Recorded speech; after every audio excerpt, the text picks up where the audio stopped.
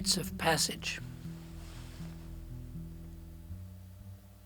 The exhaustion of expression, what's called the out-breath, marks the beginning of an in-breath. We know this just from breathing.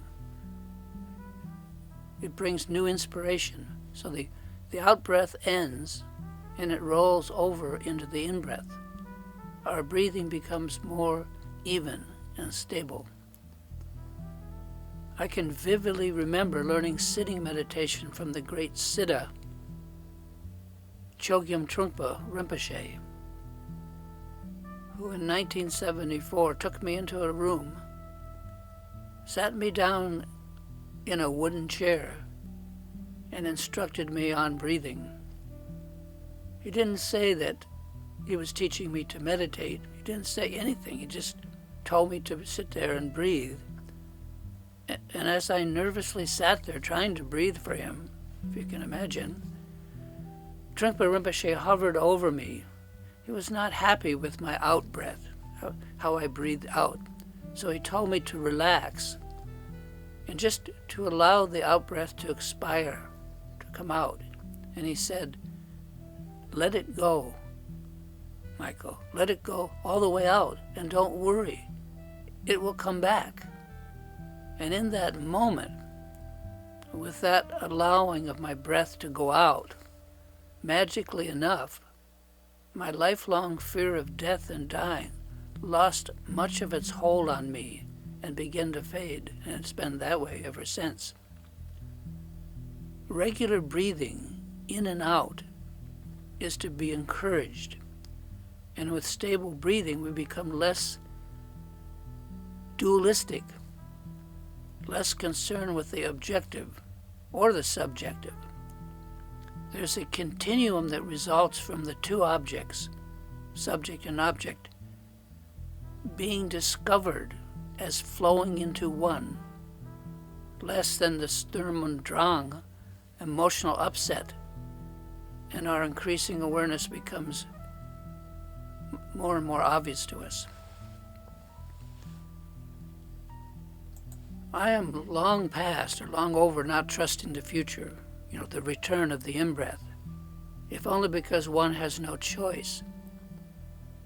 The world turns and each tomorrow brings new light, hopefully with increasing realization. That's my hope. Realization itself is a continuum, continuing, in which, like the stages of a rocket, the struggle of subject and object falls away. As I used to be afraid of the increasing silence, as the bickering noise of subject and object grows less, lost in the roar of nature living that we call silence, that blinding light of the sun, of the light, our own awareness. First, this tumbling over and over through space, like the astronaut in free fall. It's not something that we could stop even if we wanted to. So it's best not to try. Attempting to prevent free fall just proves it's happening. As the poet Gertrude Stein put it, quote, "Before the flowers of friendship faded, end quote. Or as the poet Dylan Thomas said, rage against the dying of the light. Just as the world continues to turn, there's no point in struggling against the setting sun. It only heralds a new day, so they say. Or as the bard, Bob Dylan said, something's happening here, but you don't know what it is, do you, Mr. Jones? I've never found that such struggle accomplished anything. Struggle is a sign of impending failure, also of the advent of change, of something new. Whatever is just dawning for us brings new light. I've learned rather just to go with the flow and to welcome the light that is increasing rather than cling to the fading dim shadows or the memories of my past. It's just something that I've found that makes sense. to work with change rather than oppose and try to end it. Change doesn't end. This is demonstrably clear from a study of the chakras.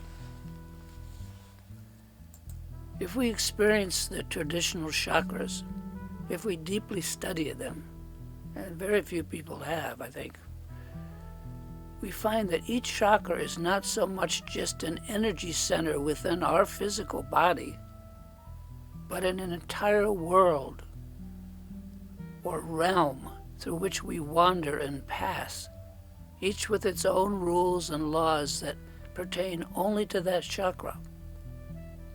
When we find ourselves adrift, beginning to move, beginning to pass from one chakra to another chakra, into another realm of life, everything changes. And the fear of change, like hope, is not our friend.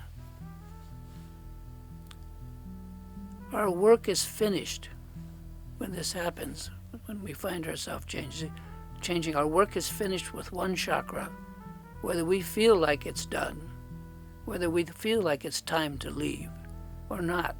We pass on.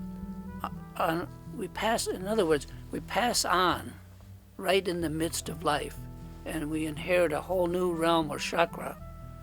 It's like the Russian nested, however you say that, Matryoshka dolls, the nested dolls, one into the other. Each new chakra contains the last chakra within it, like a mother holds a child. Only we no longer live or can find our or any life there. We're done with it. In astrology, this is called the mystery of the moon. And this is because the moon is said to be both our mother and our child. Think about that for a moment. It's our mother because from it we came, we emerged and were born. It's our child because once born, we deeply understand and find compassion for those who have not yet been born to wherever we're at. These kind of inner changes, which have outward results, can be troubling if we attempt to cling to what we find to be already passing. Just like the Stein quote, friendship faded. Before friendship faded, and that's the way chakras appear. We are called away from one chakra, seemingly without warning, and we're born to the next realm, as mentioned, not by completing something, so much as that we have realized, and it's our time.